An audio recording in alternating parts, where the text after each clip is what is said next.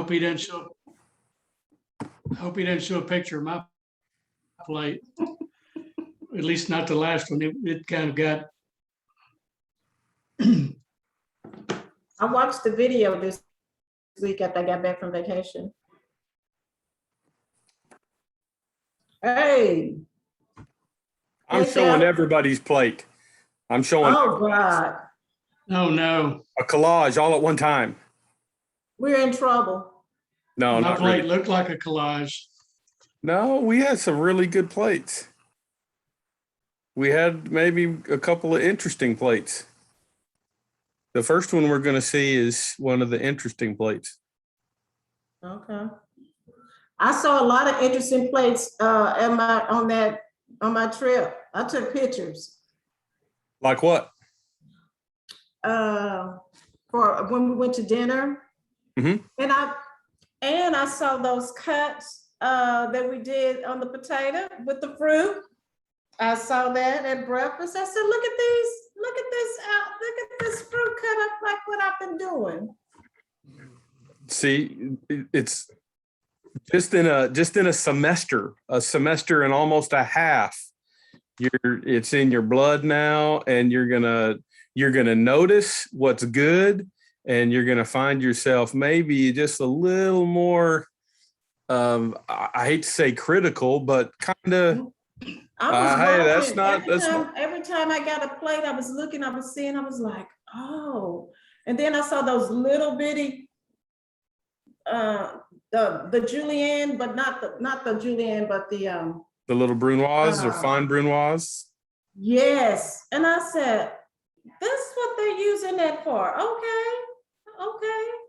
Yeah. I saw a lot of, and because the courses at dinner were so many courses, now I see why it's only a little, because we have a whole lot on there. I would never got to dessert. Now this is recorded. So San, what I'm hearing you say is Chef might know a little bit about what he's talking about. Just a little bit.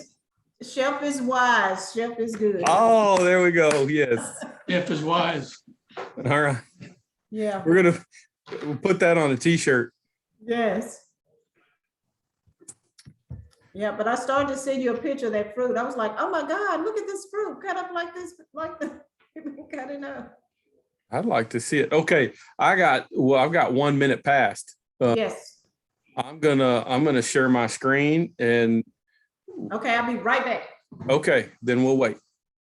Well, I'll go this far right here, and let me pull that up and pull this right here and there.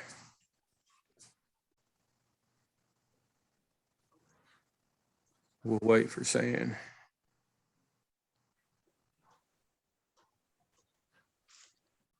Andy, you're doing nice plates. I don't remember specifically which one. We're only doing 3 again. I don't remember exactly which was your plate. Well, so I had what I thought I was going to do, but the chicken was so big that it ended up dominating the plate, and the juices started coming out. Anyway, it all sort of came together more than I was hoping it would, or mixed together more than I was hoping it would. Well, let's just dive right in. And oh yeah, so I'm glad I put this up here to remind myself. Mm-hmm.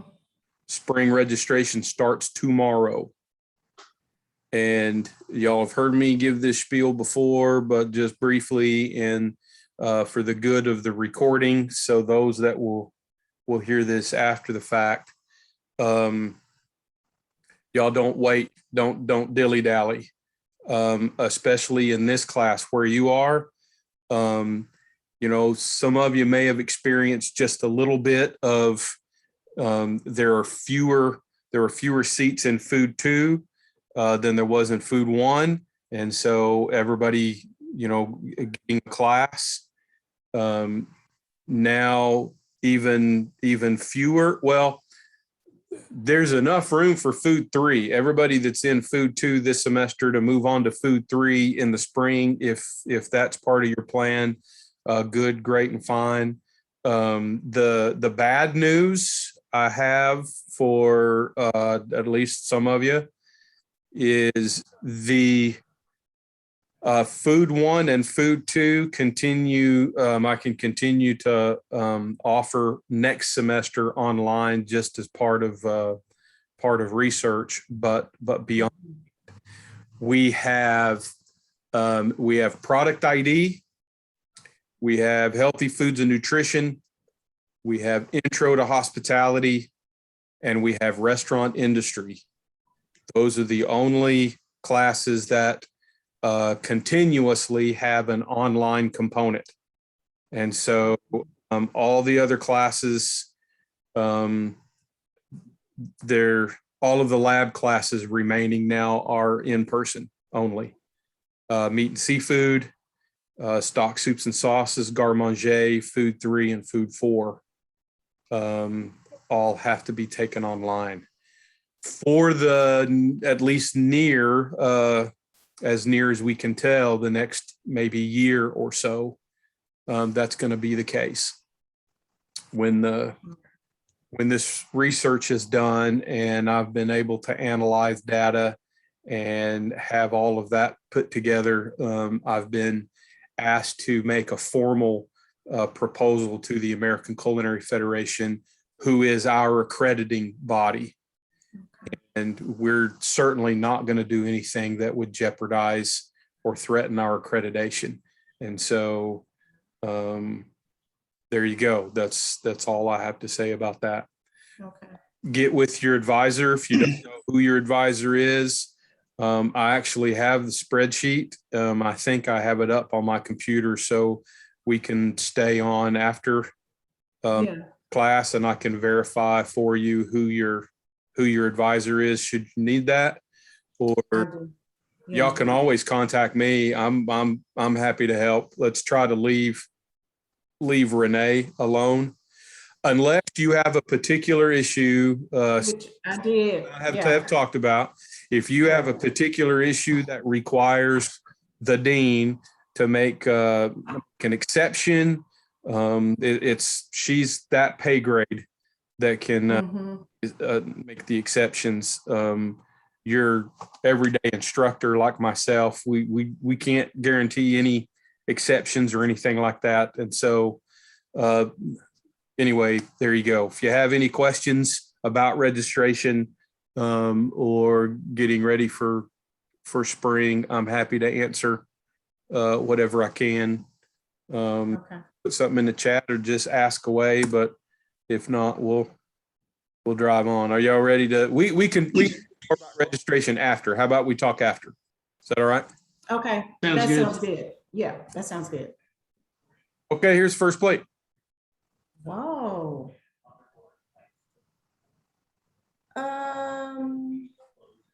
Success, suggestions for betterment, improvement, what you would change. This is for presentation in your restaurant. I wouldn't. Well, I don't like that. Is that a leg? I can't see that. Is that a leg sticking up there? That looks like the leg just sticking up there. Yeah, just sticking up. For me, I wouldn't. And the broccoli looks a little overcooked. And I don't know if those are mashed potatoes or what those are.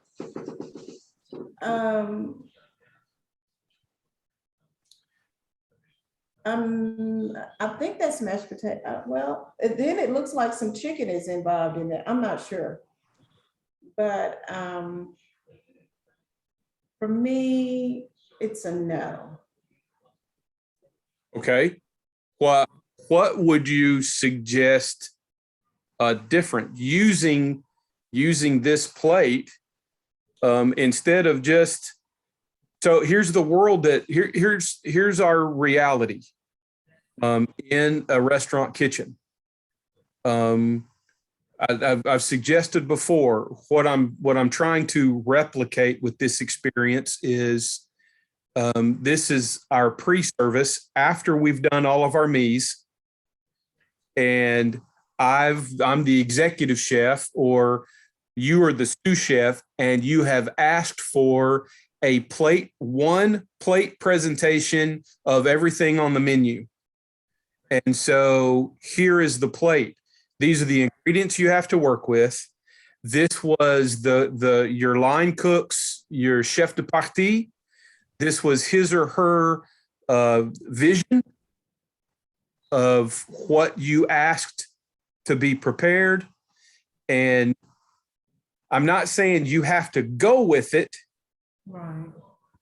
but these are the ingredients and this is the prepared food. So instead of just saying, no, I don't want it, no, I don't like it, now we have to offer suggestions on and specific how should this be different. Does that make sense? I'm saying, go ahead, Sam. Yeah, I would remove the leg. I don't think the leg would be necessary because you already got a slice of, looks like breast over the broccoli. So I would lose the leg.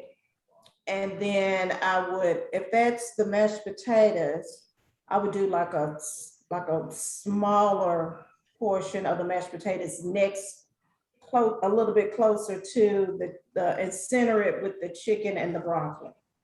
I'd lose that leg. Get rid of this. Mhm. And Less. then kind of form the a little less mashed potatoes, but kind of form it like a scoop, maybe, I don't know. Okay. And you even could stack it.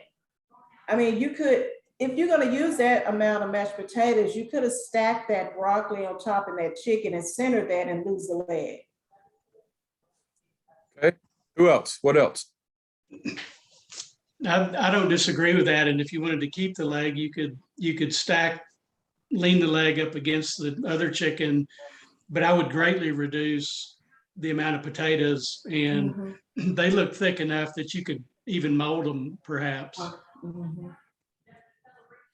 I think I'm gonna go ahead and just kind of speculate for a minute. I'm gonna guess and say, if you're familiar with this, it's a little more of a diner talk. I think we ought to call these smashed potatoes, maybe, rather than mashed potatoes. Mashed, we might think of really creamy smooth. Mhm. Mashed is going to be coarse. You know, a smashed baked potato is a baked potato. It's been taken out and it is literally smashed on the plate. It's cut open first, so Mhm. really coarse and rustic. So perhaps these are smashed potato, Yeah, that makes sense then. smashed and loaded. You know, smashed and loaded potatoes. I don't know. There's a few little things that maybe there is some of the game hen or chicken mix, Mhm. almost like chicken and dressing or turkey and dressing that's prepared all together. That's Mhm. that's a concept. Mhm. Anybody else have anything to add? And I see a little cleanup needed to be done as well. Thank you. That's kind of Yes. what I was waiting Yes. for. There, I do like the color on the chicken though. Yeah, yeah, Yep. good color on it. That's good Absolutely. roasted chicken. Yeah. and you can tell. I mean, a small bird like this, it is very easy to dry out Mm-hmm. the white meat, breast meat. It'll dry very, very easily, very quickly. And Mm-hmm. this appears to be, we're not tasting, we're not feeling, but you can Right. glisten of something that doesn't look to be really dried out. No, it doesn't look dried out at all. It looks juicy. And then in product ID this this week, I got there kind of late, and the potatoes that they were offering were the fingerling potatoes again. So it could be that's smashed Today? fingerling potatoes Okay, of the different colors. There was red ones and Right. the Yeah, yellow they ones. sure so. did. And I went and bought my potatoes. Yeah, I I did did too. They Yeah, I didn't didn't use, have, I took the fingerlings, but I didn't use them. I went and bought my potatoes. I did the same thing. Yeah, okay. me too. And so Kathy makes a point. This very well could be just Mhm. maybe the previous week we purchased a little heavy on the fingerling potatoes. So Mhm. we're about the only class that's going to use them. They wouldn't get used in food 3 or food 4. So let's get those used. And so Yeah. there you go. We talk a lot about creating height, and maybe this was someone's perception of creating height. It surely does create height, Right. but we do want everything on the plate to be edible. And I'm not sure there appears to be just a little bit of meat down here. Mhm. I'm not sure that this is really an edible portion of Mhm. leg or what. But I like what the rest of y'all have said. If we just kind of shrink down, maybe even by half the Mhm. potato that's here, form them a little better, Mhm. and wipe the plate down a little more. Not bad. Mhm.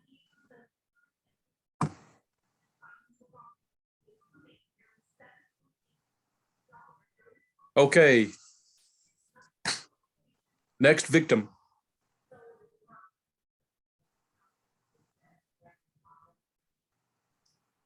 That's a pretty clean plate. Yep. And is that the bread? That looks like the breast. It looks really juicy. It looks good. And I see the potatoes, they are creamy.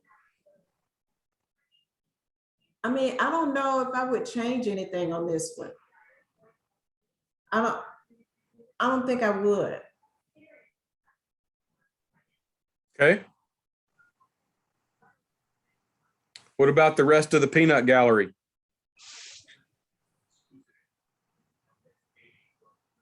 My only, being hypercritical, I don't know if that meets just slightly pink. But that's being really, like I said, really critical. I think the plate looks good. It looks very fresh and clean. Mhm. So you Yeah, I don't probably- think, Andy, you don't think it's done all the way? I'm not sure whether that sort of middle piece looks just slightly pink, but it could just be the picture. It could be Yeah. the Okay. photography and not the. And I would have tried to left the skin on just for the color. Mhm. Yeah. see, I don't have anything to say by midterm. By the time we reach the middle of the semester, I love this because now I don't know if this is a bad thing. My thoughts are already coming through. Look at that beautiful color Mhm. on the previous plate. Right. Now, imagine, I think I agree with Kathy. I think that leave Yeah. skin on and that good Yeah, golden, that good brown Mhm. roasted color really Yeah. would just set off the plate. Then Mhm. that would draw even more attention to the lighter color of the potato Right. sauce. Yeah. Mhm. Perhaps if this were in my restaurant, I would say sauce first on the plate. Mm. Potato instead of potato, and then we still have this it's Arkansas and we got to cover everything with the gravy. Okay? We still have to break ourselves from that, and so maybe Yeah. just sauce. It appears to me we're all looking at the same image. It appears that the potatoes are there, and then sauce was placed, and then the chicken was put over that. Maybe Mhm. drizzle of sauce on top of the Yes, that's Of what the that looks chicken. like. Yeah. I do like the look of the sauce though. yes. Yeah, me too. It doesn't run everywhere. It's not Mhm. um this it's a very good sauce. Very good plate. Very clean. Mhm. Mhm. Very, very clean. One more. Oh, nice. Very nice.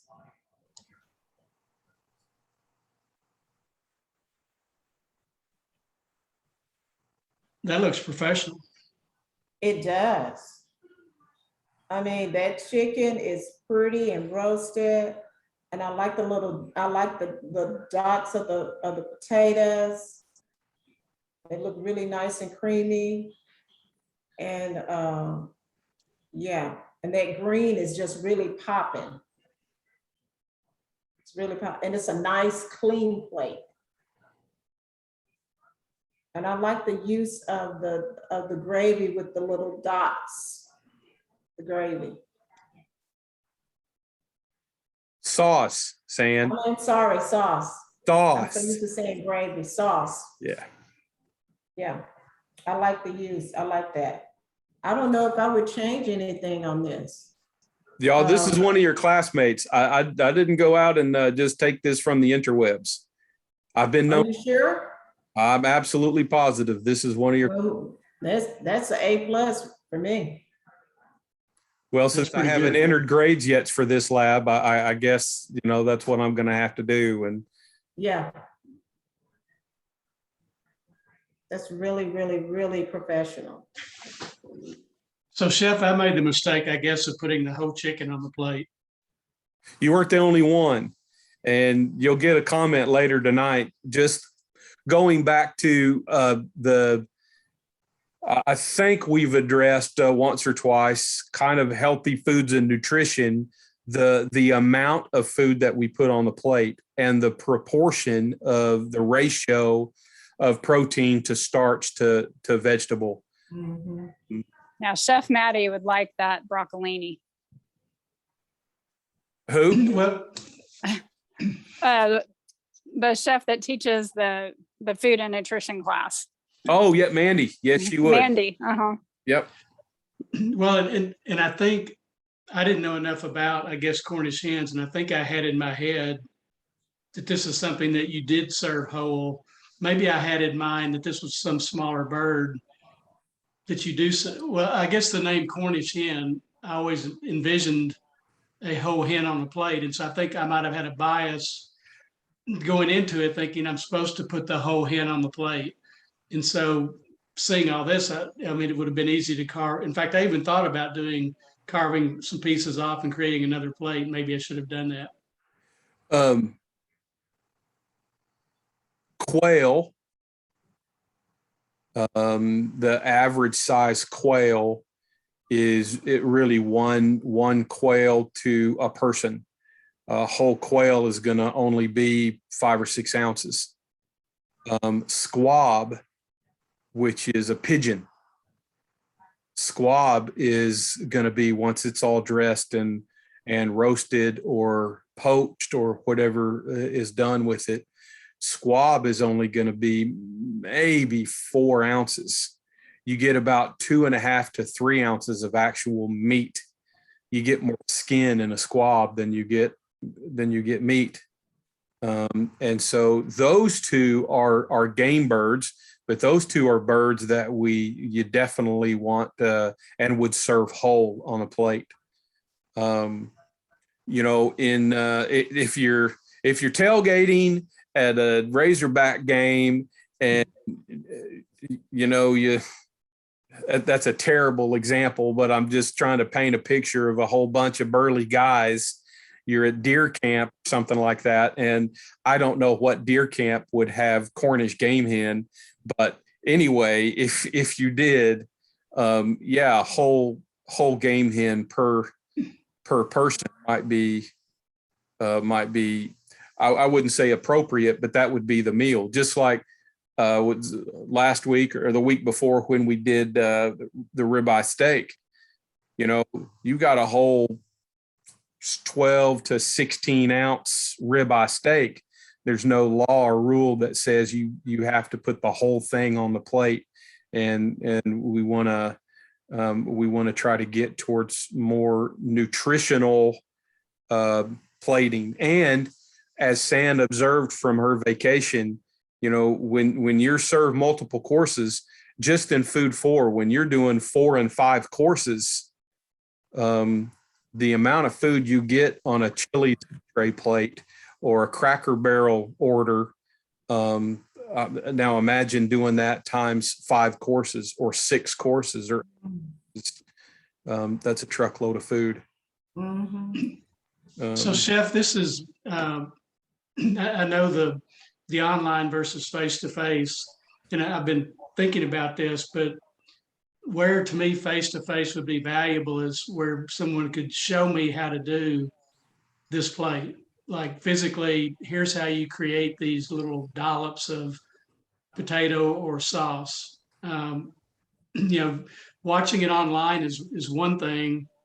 Doing it to me is another. And so I'm I mean, I'm a heavy user of technology, and I started teaching online 20 something years ago. I was like the first one to ever teach one at UALR fully online. And so I love technology and I love doing it, but I wonder, you know, where the line is. And sometimes show me how to do this physically, you know, like you showed me how to toss an egg or to turn an egg, you know, and I'm not sure you can do some of those things online.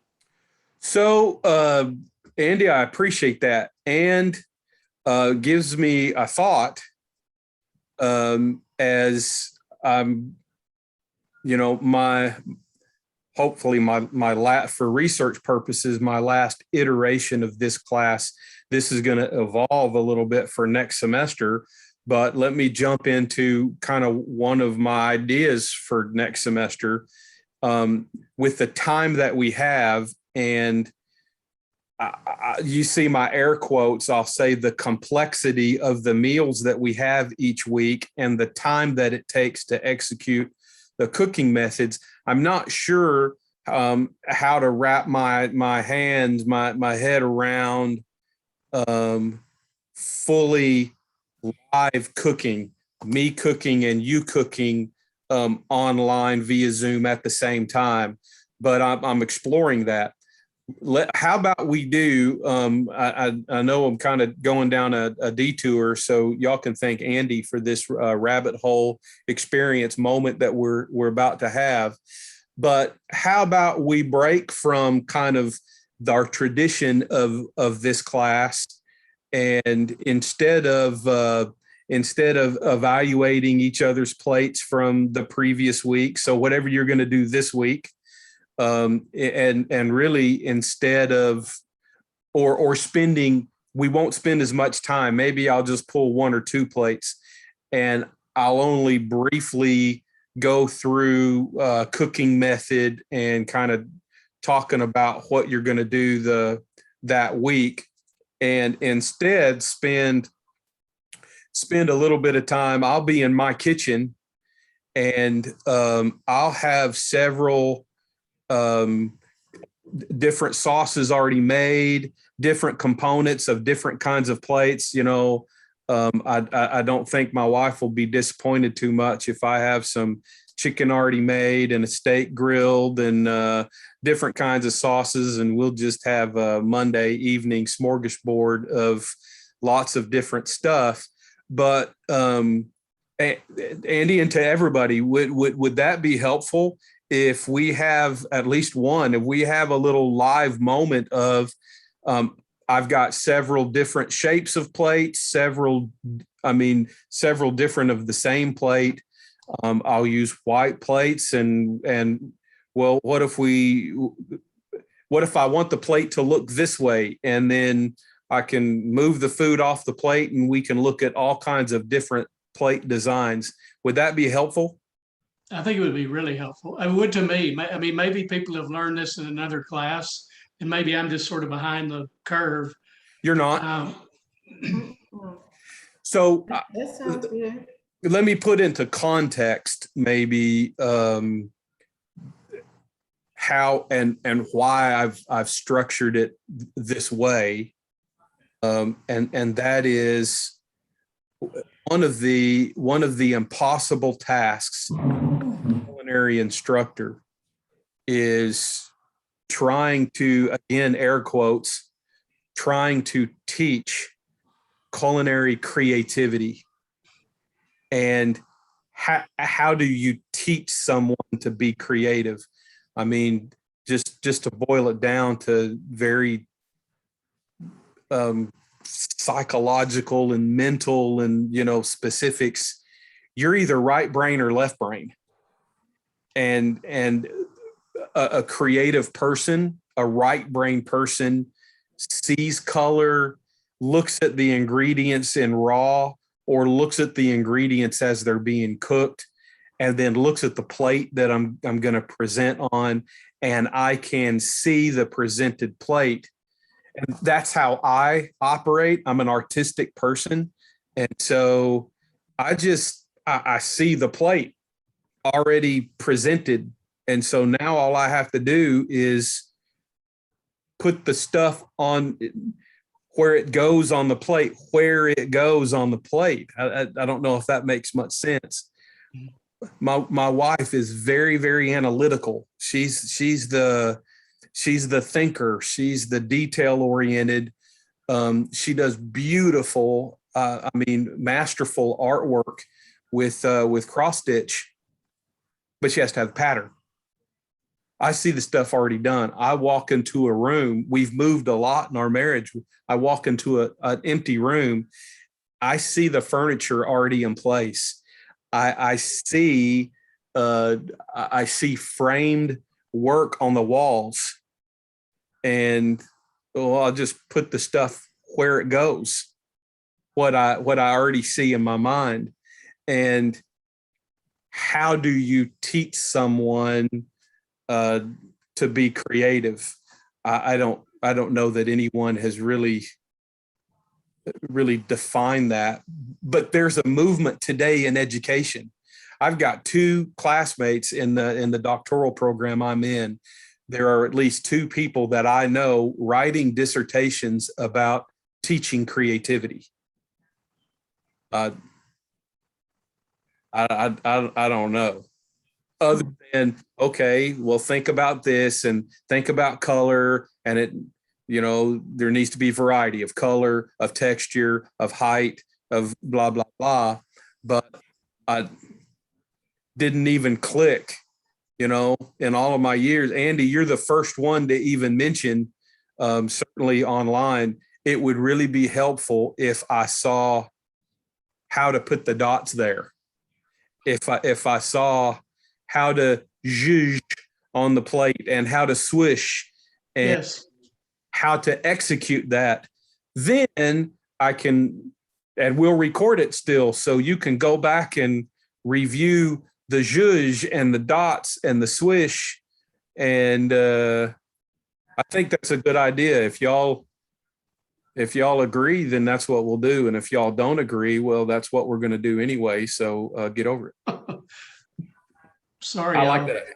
No, it's great. I like that idea. So all of this stuff that we're doing, if I'll shut up, next week will be abbreviated, and we'll play with presentation, and you can tell me what you want to see and how to do it, and I'll do it. So that's a great idea. Doesn't that look delicious? Mm-hmm. Notice something we learned last week. Notice that this is a game hen, and notice that it is trussed. Mm-hmm. The legs are tied in. I found this, and I put this picture in here kind of on purpose. I'm not going to see how you prepare your bird. San, you've already been to the school, I know, and picked up your product. You got another game hen that Mhm. okay.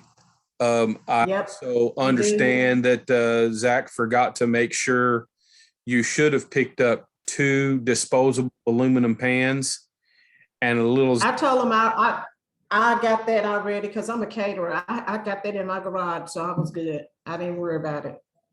and some wood. I think we've got some hickory, Yeah. apple wood. Mhm. You got that? Yep, and the charcoal. Was that charcoal? Should have just been wood. If they gave you charcoal, that's fine. I put charcoal in there in case somebody needs a little added charcoal. This week Yeah. smoking, and so I'm going to break down a little bit of some science and what smoking is, and you've got a couple of videos. I threw in some haha in there too because I have y'all seen the videos yet for this week? I know it's only Monday, but no, I like that. I didn't get a chance to. I was started it and I couldn't. I got Oh, busy. I get a kick I out of got that busy lady at that work. no, she's not about to get burned up today. She had to bounce out. Mhm. Bounce. I get a kick out of that video to throw that in there for for some kicks and giggles. You have recipes. You have, I think, most of the product to execute the recipes that I gave you, but you don't have to do every single thing. I would like you to smoke the bird. Okay. Okay. If you want to smoke vegetables, you should have got some vegetables. You should have got We did. We got potato. a red pepper, a squash, and a zucchini, and Okay. red onions. Great. Did you get potatoes and a little bacon? Yes. Sam. Did you get any cheese and some pasta of any kind? No. Okay, well then I left that out. But you have a recipe for some smoked macaroni and cheese if you want to do that on your own. That's a lot of starch. Now you go to the fish fry place or you go to the barbecue joint, and what do you get for your side dishes? Go to KFC and what do you get for your side dishes? Macaroni and cheese and the Mhm. gravy. I'd rather you not load up a plate with a whole plate full of starch. Mandy, Miss Smith, would also not like us to load up a plate with a whole bunch of starch. But I've given you the recipe or the ingredients to do a smoked potato salad, smoked vegetables, and then your bird. And so at least smoke the bird and be creative. Come up with other uses of those ingredients that you got.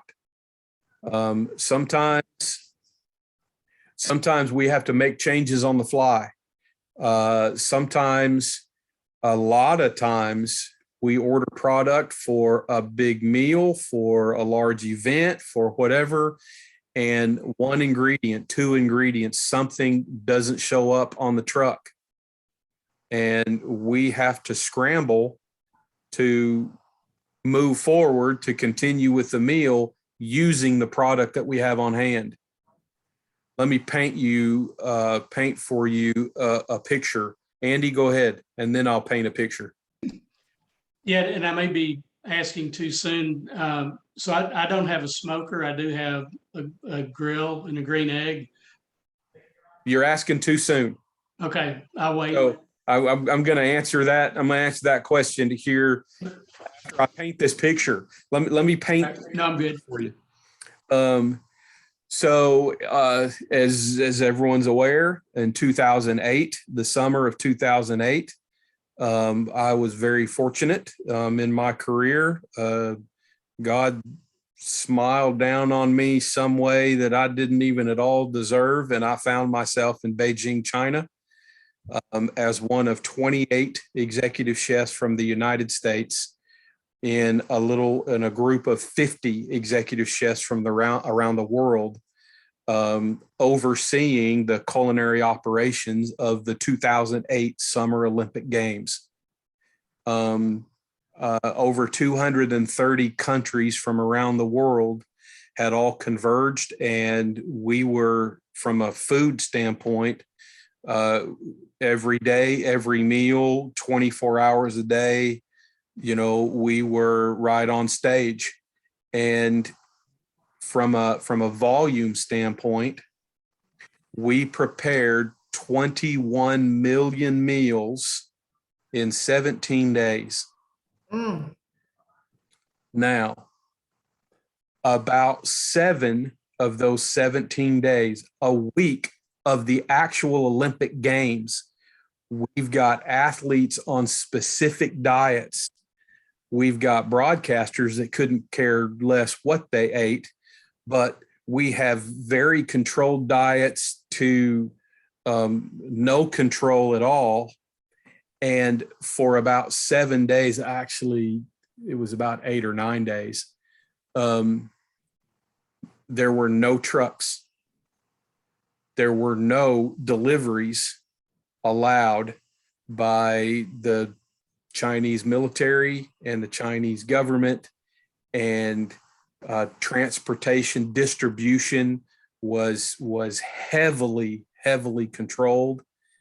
And we went about a little bit over a week, with no new product ordered, but no new product delivered.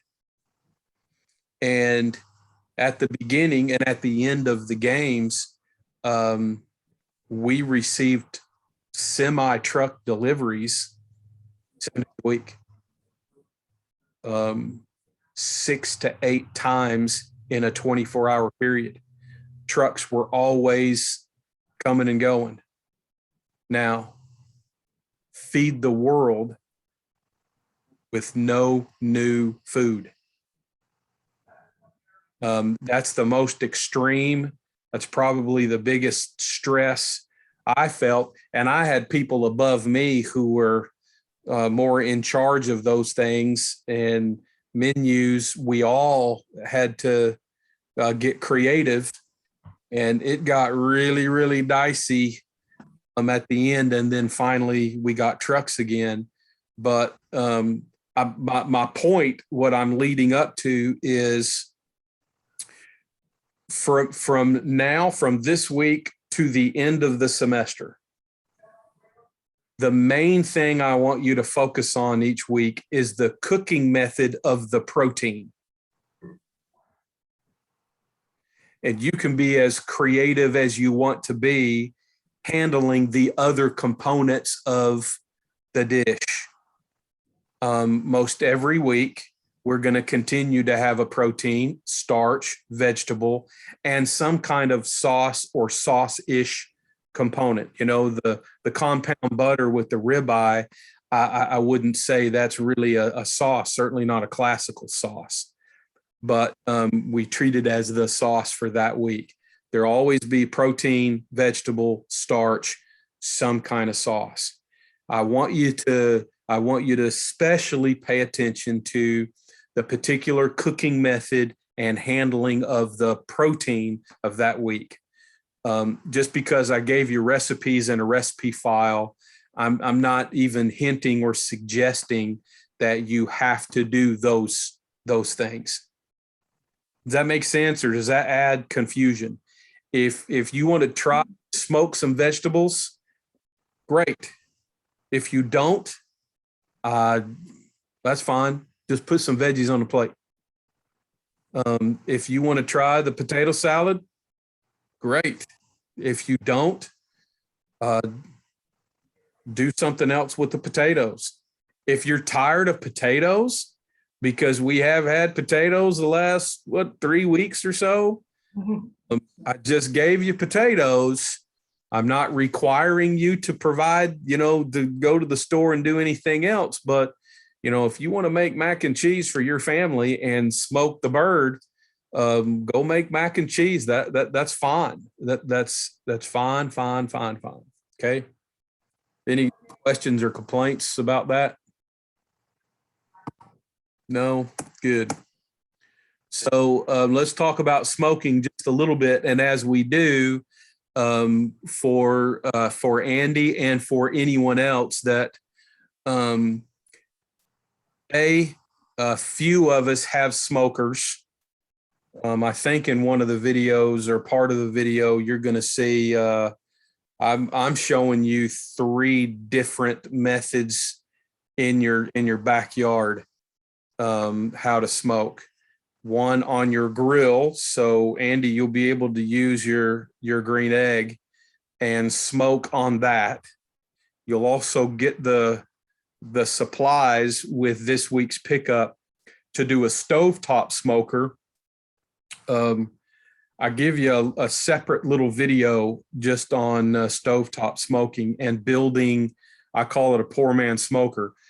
I don't recommend you do that poor man smoker inside your house unless you have really, really good ventilation. You have a good hood, or you want that smell of it's either mesquite or apple wood that you're going to pick up, the wood from the culinary school. You can get that in your couch, in your wall, in your clothes. And I think it's marvelous smell, but it lingers, and the linger doesn't is not necessarily a good thing. Yes, Sam? This stove top, you probably can't. I have a smooth top stove, so I'm pretty sure you can't do that on a smooth top, can you? It has to be gas, I would think. Gas is going to be much more efficient in this regard. Can you do it on a glass top? Is that what you have? Mhm. Top Mhm. glass top. I hate it too. I hate that stove. I'm not. Do you have a grill maybe in your backyard? You know, barbecue grill, gas grill. Yeah, my husband does. Okay, I would recommend you do this on your grill. And the only reason, Okay. can you do this on your glass top? Yes. You're gonna smolder the wood. You don't want it to burn. You don't want it to catch fire, but it's still it's gonna smolder. And the temperature shouldn't affect the glass. But the temperature could rise a little higher than just. Mhm. And I've seen tops crack just with Oh. We just bought this house. I'm not trying to do that. so this might be best to happen outdoors. Okay. So let's talk first about building flavor. How the heat source, first of all, will itself impart flavonoids, flavor components. If you use wood, and you don't have to know and remember, I don't remember all of this stuff. So just all of this stuff, these liquids, the solids, and the gases are part of wood fire. Charcoal is wood that's been handled a very specific way. So it is fire quicker, but it also burns away much faster than the wood that it came from. And so because it is wood that has already been burned a special way, some of these acids and alcohols are removed in the process that creates the charcoal. Now, even more stuff is non-existent from gas. What I'm getting at is from wood clear over to electric,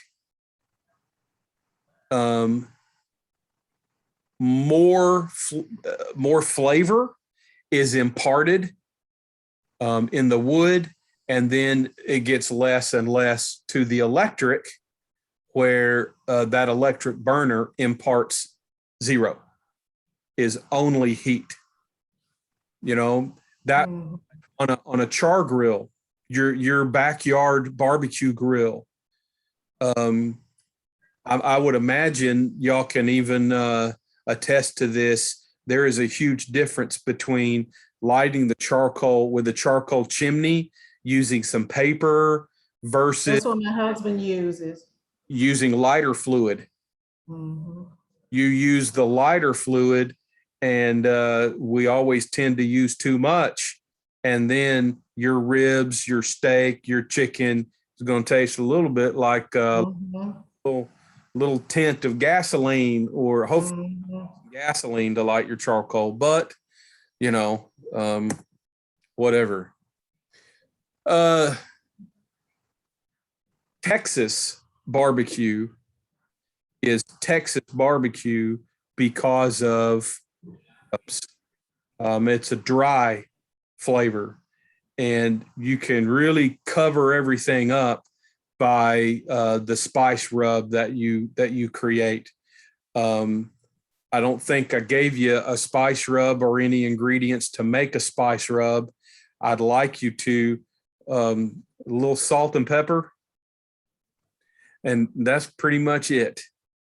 And then get the flavor of the meat and the flavor of the smoke, and let that mesquite or hickory or apple wood or cherry wood or pecan wood, let the flavor of that wood come out. So do you decide to use pellets, which is nothing more than compressed sawdust, burns fast, or do you use chunk wood? You know, there are pellet grills today. There are pellet smokers that use pellets. I'm an old school, as you will see in one of the videos. I have a regular plain offset. In fact, I'll show you one. I'll show you a couple of different grills in a minute. This is a nice. I'll post the PowerPoint separate, as I've done before a few weeks.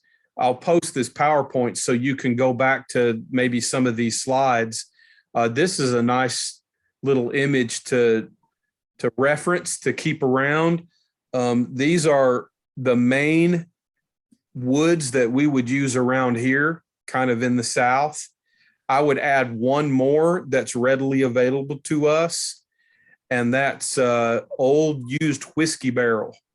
You can go to Walmart and it's going to be a Jack Daniels label. I'm not sure that it's necessarily Jack Daniels. I would imagine it should be if it's labeled as such. But old bourbon, old whiskey barrels have the oakiness of the barrel, but has the char when the barrel was made before the alcohol was ever aged in it. But the pores of the barrel also take in a lot of that alcohol over time. Some of those barrels age for, more than a decade, some a couple of decades. I don't think that's the barrels that are chopped down into chunks and pieces that you would be using for smoked wood. Those are probably kind of young whiskeys and bourbons, but that's another very definite flavor that doesn't necessarily go with everything except pork. Do you notice this? Smoke and pork is everybody's favorite. Pork takes any kind of smoke, and it's the quality of the pork fat that really just works well with any kind of smoke. I disagree with the chicken here, just personally. That's because maybe I really, really like mesquite. I don't consider mesquite as strong as this chart says it's so strong. In fact, my Thanksgiving turkey, when I do a whole turkey, everybody around here likes the Cajun deep fried. I like to brine my turkey for about a week. Simple brine, brown sugar, salt, water, a little bit of citrus, like some orange, some lemon. That's about it. And then mesquite smoke it. Mesquite is a little on the sweet side. And I think it does really, really well with poultry of all kinds. So you can make note of that or forget it. But that's the one thing I like mesquite with poultry. And so I recommend it. I would put that right up here with the pork as well. I'd put any of the smokes with chicken. This is another guide that you can refer to. Again, I'll post this separate. And this gets into this is a very useful resource, I think. All kinds of wood types, and sort of go back to our cheese tasting, and we're trying to describe flavors. Here's an attempt at trying to make somewhat of a description of some of these different woods. You know, apple wood is sweet and fruity taste. What does fruity mean? Really, you experience this for yourself, and you'll define. The more you do this, here you go, a Jack Daniel's made from Jack Daniel barrels. I would agree it is pretty strong. It's a very definite, very specific flavor, all its own.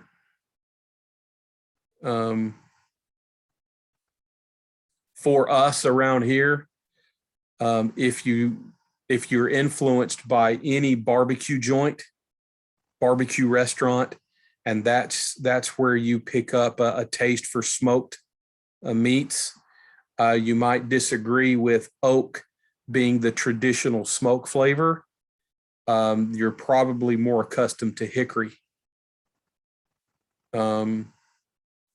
And hickory itself doesn't have a bacon flavor. But if you're a bacon eater, hello, like me, and you eat mostly, I don't eat mostly hickory. I'm an equal fan of applewood bacon and hickory, applewood smoked bacon and hickory smoked bacon. I don't think hickory tastes like bacon. I don't taste bacon when I taste. Smoking temperatures. This is an important point. If you're using a grill, if you're using the stovetop, kind of like, okay, let's go back, think back to our sous vide. We talked a little bit about the importance of controlling temperature. We want our food to reach a certain temperature, and the sous vide helps our food stay at that temperature. It maintains the temperature. Smoking is the same thing. We can grill at really high temperature, but we want to smoke at lower temperature. We want the smoke to permeate into the food that we're smoking.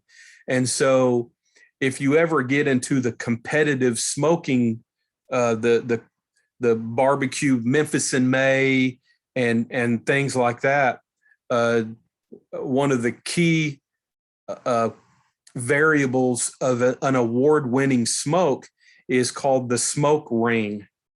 And so you get a brisket, you slice a piece of brisket, the best smoked brisket, the taste the more that smoke permeates into the meat, the less pink that meat is. And so you get almost a well done, look gray kind of ring on the outside of that slice of brisket. And it's a little pink in the middle, not like rare, medium rare, or medium pink. It's a different kind of pink hue because of the length of time that it's been cooking. You know, you're going to cook for hours. The bigger the thing, you're going to cook for hours. Your little Cornish game hen, you're probably going to cook for less than an hour. You're probably going to be smoking it about 40 minutes or so, and I'm giving you more or less sign. You want to check temperatures, and as we discussed last week, I still prefer, even out of the smoker, I prefer to take that Cornish game hen with tongs, turn it up just a little bit, and capture some of the fat that drips out of the center. And when that drip is clear, I'm cooked all the way through. If that drip is gray or cloudy, or certainly if that has little veins or little rivers of red, then that bird's not cooked all the way through yet. It's not safe. But anyway, here are these temperatures.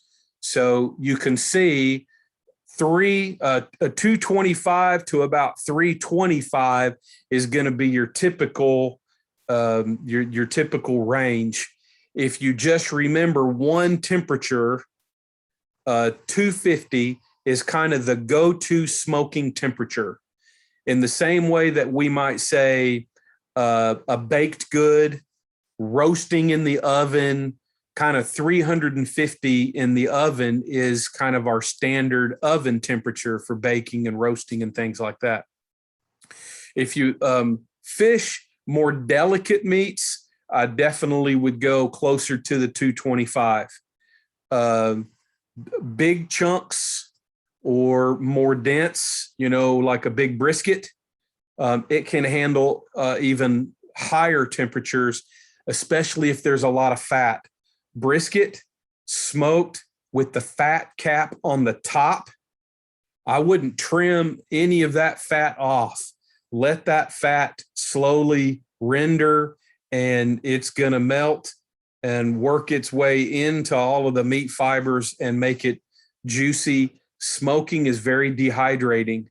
And so anything you can do to add a little more moisture is important. Can we do this on the grill? We can absolutely do this on any grill. And so this picture here on the your far right, this is a smoker. Commercial smokers in restaurants are going to look just like this. Big cabinet. These are going to sit underneath the hoods.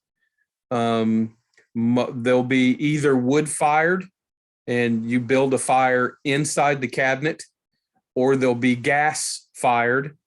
You can have these for your back deck as well. I show one of those on what the video that I did, and my upright smoker like this is propane. I like the propane because it's easier to control the temperature. I also show you this kind of barrel type grill, but that has the side box. That's called an offset smoker.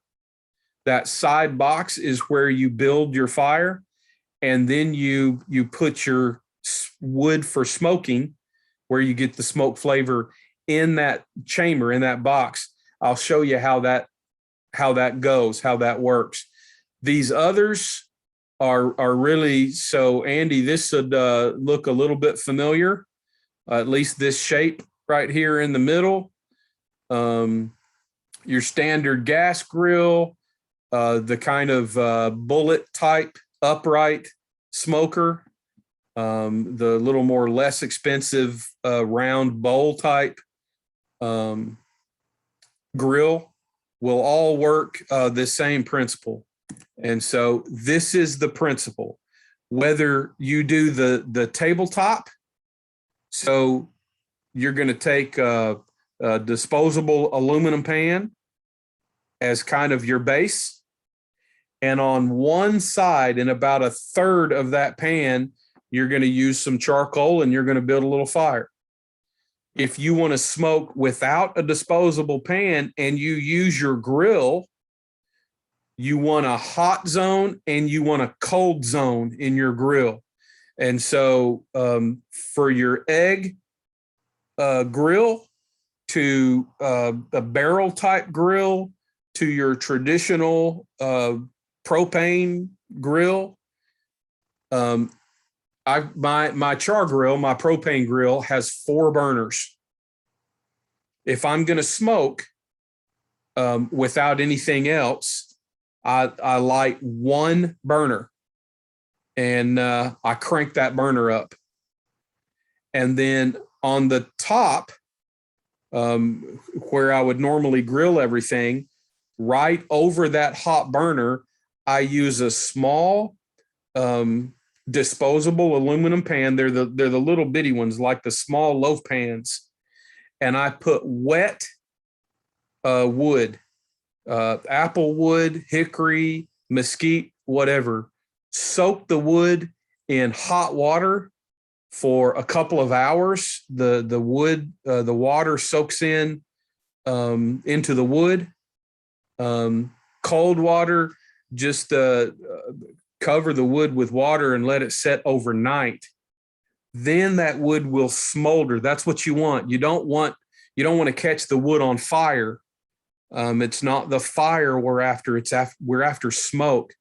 And so we're doing the same principle as this offset smoker. We're building a fire on one side. Above the fire, that heat source, we're creating the smoke. And we allow the smoke in the offset smoker, we allow the smoke to go under and around whatever it is that we're smoking. And so it is secondary heat that fills up the box in here that does the cooking of the meat, but it's slow, while the smoke incorporates its flavor. To ensure the airflow, this offset component, there always needs to be some way for the smoke to escape. And there's usually a little vent on the hot box, the fire box. There's a little vent. We open that up. There's usually a little vent on the top of your smokestack. We open that up, and that creates the airflow. And we maintain this airflow while we're smoking. The bullet type smoker works with the heat source on the very bottom. Air works its way up. What you're smoking, this is the type of smoker I've always used for years and years on my holiday turkey. Put that turkey right in the middle. I put a little bowl. I have just one of those small stainless steel mixing bowls that stays in my smoker. And so it's all carbonized on the outside, but I leave water in that bowl while I'm smoking. And so the water helps humidify the air that whatever it is I'm smoking is being smoked in. Fire, smoke is very drying. It's very dehydrating. And the lower temperature, 225, 250 degrees, that's beef jerky temperature. And so adding liquid, adding moisture, keeping the fat on the top so that the fat can render into the meat is very important. Here's another way of looking at this. from your regular standard propane grill. And the heat chamber, the same thing applies, Andy, and to anyone else that has the egg or bullet type, round oblong, bullet type grills. You just want to have fire on one side, not the other. So I have a hot zone. That heat fills up the entire chamber. In as much as it would be possible, the wood that creates the smoke directly on the fire, and a little water just above that. But if it's possible, place that under whatever's being smoked. That just ensures that I've got smoke circulating all around your game hen, for example, and not just top surface smoke. Does that make sense? So going back to what I was talking about a little bit earlier, next week I'm going to show you. Next week we'll talk about squirts and dots and swishes and zhuzh and all of that kind of thing. But we can call this a little test. I'm going to go ahead and unshare the screen so I see everybody. Oh, there's everybody. We're gonna call this. Y'all don't stress out about this. Okay, San, are you listening to me? Don't stress out about this. We're gonna call this your midterm exam. But I know I see that wait a minute. But it's not a midterm exam.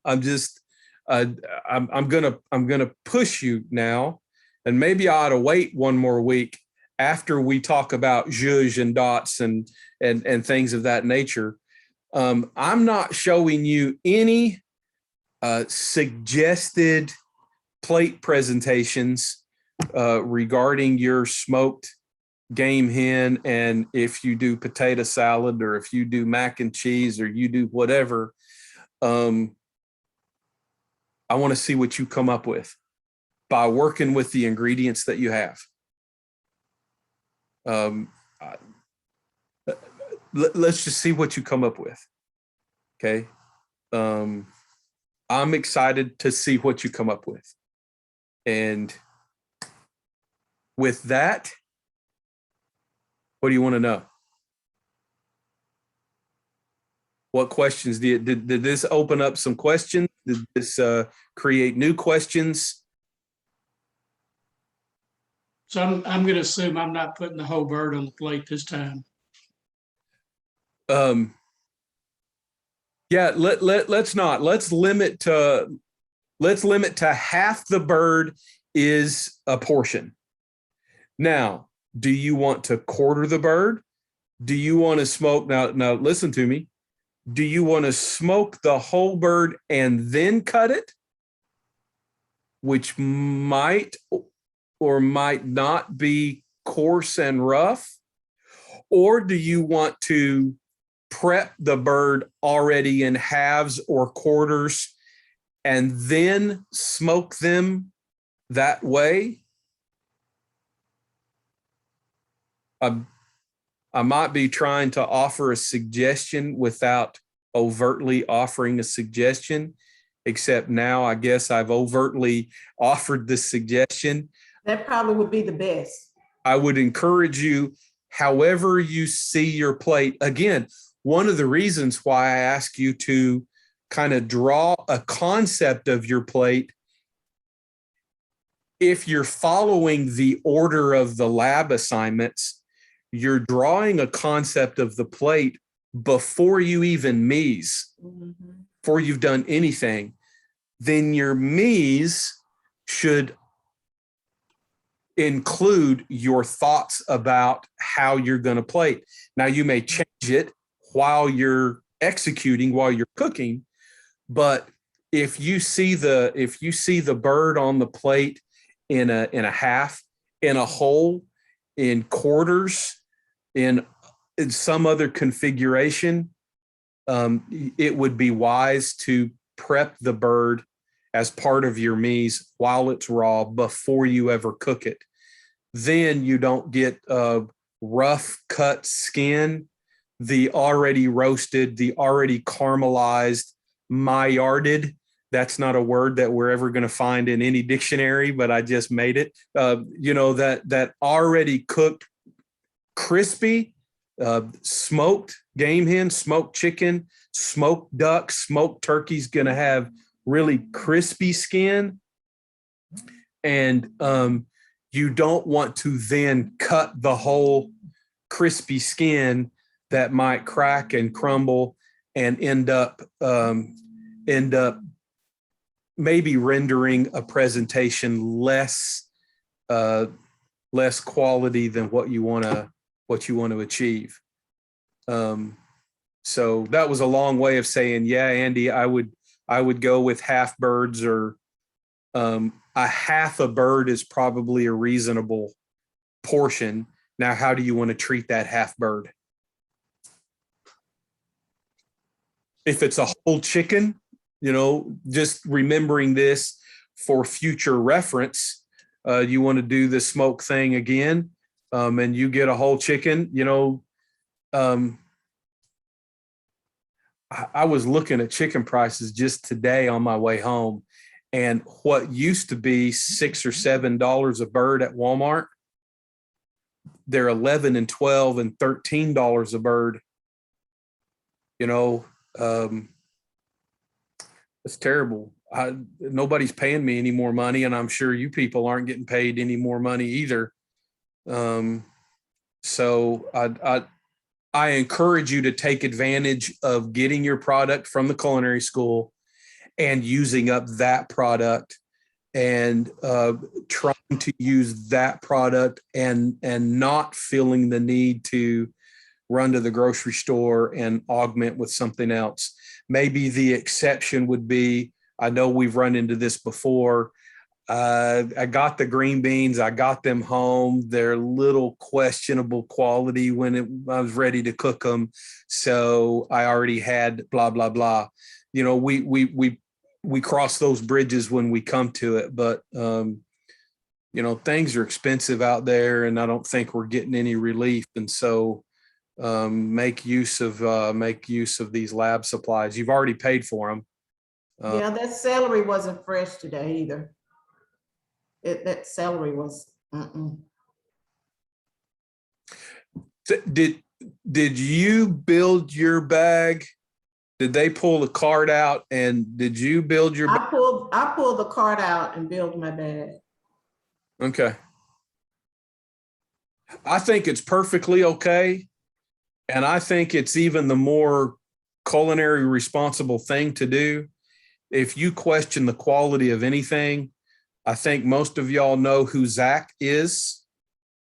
He's the younger guy, has the kind of reddish beard that's always around. Yeah. In Product ID Kitchen.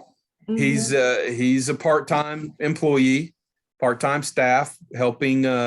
Most of y'all know who Jennifer Dancer is. She's in and out and busy and always running somewhere. Of y'all by now know who Regina and Terry. Now, Regina and Terry are both with catering, and right now, with catering kind of almost non-existent, they spend their time, get their hours, instead of going on any furlough or layoff. They are able to work in purchasing, and so there's a lot of help right now. You know who to ask if you pull out the cart and you start building your bag and you question the quality of anything. I don't like the celery. Well, this looks like really, crappy celery. Hey, Zach, can I get fresh celery out of Product ID? Especially if they already take the celery, for example, if they've already broken the celery off of the whole stock, that cart that is available to us Monday through Wednesday or Thursday. Those carts are built on Thursday. Our Thursday product ID class builds those carts. So, you know, we've kind of not laughed at, we've laughed with, we've around saying, and her, if the culinary school is opening at 5:30 in the morning, at 4:45, she's out at the gate waiting to get her product and everything. Even with that, the cart was built the Thursday before. And so be mindful of that. If you don't like what you see, pick through it. And if you're not happy with it, we do this in the industry. One of the things that you should be learning also is not just take whatever product I get, but we reject trucks all the time, not whole trucks, but you know, we're going to get a case of chicken. Well, it behooves me as the chef of the restaurant. I'm going to pull my thermometer, infrared or whatever. I'm going to temp that case of chicken that came in frozen or was ordered frozen and better be frozen. If it's already thawed, I don't know how long it's been thawed. I don't know the condition of it. And you can't see salmonella, and you can't smell listeria, and you can't taste E. coli, but you know it about 3 or 4 days after you ingested it. You know that you got it. And so if there's inferior product, we reject it. And that's one of those occasions that you run into all of the time in our restaurant world, where I've got this event to do, but half the tomatoes are spoiled. You just smell the rotten potatoes in your case of potatoes. Well, I'm not going to take that. I'm not going to dig through and find the rotten potato. If I can smell it, that's back. Take it back. You reject it and then scramble to figure out what you're going to do to replace that product. And so when you're building your carts, when you're building your takeaway bags from the cart that was built end-ish middle of last week, you know, if the bell pepper's bad, if you're picking the last of the product on the cart and you're not happy with it, then hey, I'd like a different potato. Is that okay? I'm going to reach over here and get a different onion. Is that okay? Just checking in with somebody, and without question, I'll even make sure tomorrow that those folks know that we've just had this discussion. So you get better product. You don't have to settle for the celery that looked good Thursday that doesn't look good on Tuesday. That's good to know. I didn't know that. I just, whatever was there when I built my card, I was just taking it. And if it wasn't right, if I had it at home better, I just used what I had at home. You know, if for no other reason, what I just said about, you know, what I observed with the chicken at my local Walmart, I didn't pick any up because I got plenty in the freezer, and $13 for a bird. I mean, that's almost double the price that I was paying 6 or 8 months ago. I mean, come on, give me a break. I don't know what we're going to do a year from now. Beans and rice, that's what we're going to do. I'm going to teach y'all how to make some killer beans and rice, because that's all we're going to be able to afford. That's all that's going to be left. What else do we have? What else do y'all want to hear me ramble and drone on about over and over and beat up a dead horse? Y'all are doing great work. Let me make one last little class announcement that I'm saying the same thing to online and in person to every class. This week is midterm week. And so we'll be next week, we will be entering midterm grades. And so I really don't think this applies to anyone in this class at all.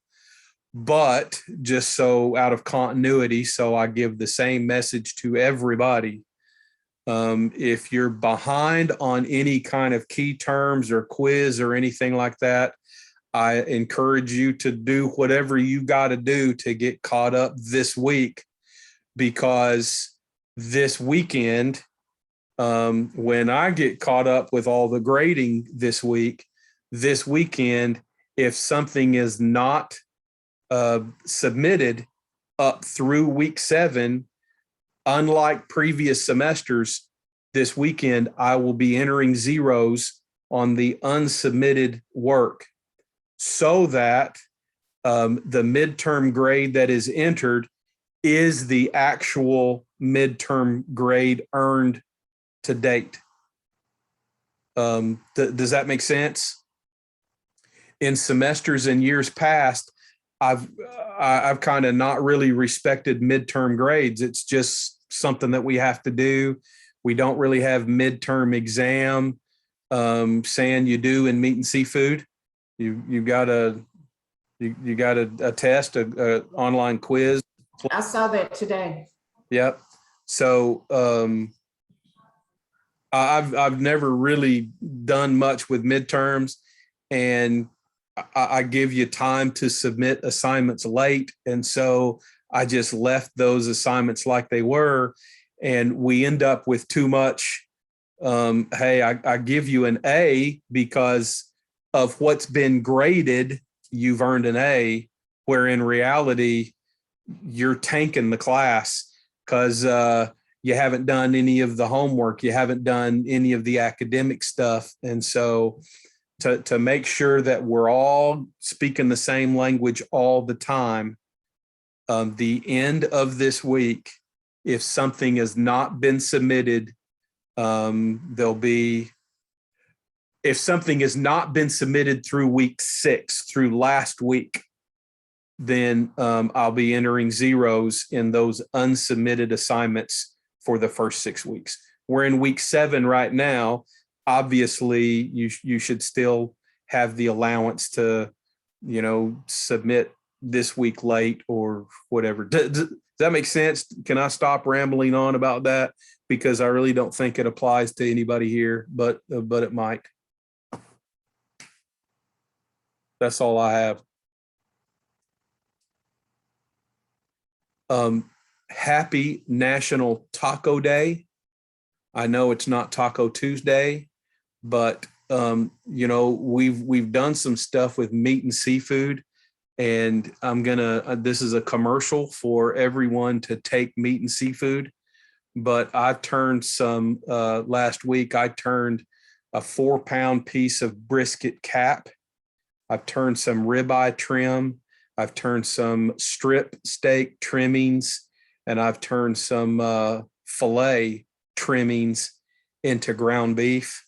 And tonight's dinner is just some plain ground beef tacos with brisket, ribeye, strip, and filet ground beef.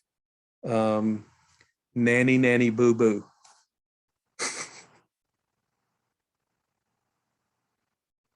That's all I have. Y'all have a blessed evening. Have a good week. Enjoy smoking the baby chicken. Y'all should lay off any other smoking. If you smoke, protect your palate. Have a good week. I need to talk to you Thank you, Chef. afterwards. Yes. I need to talk to you after. Yeah. Thank you, Chef. Bye-bye. Nighty night to one and all.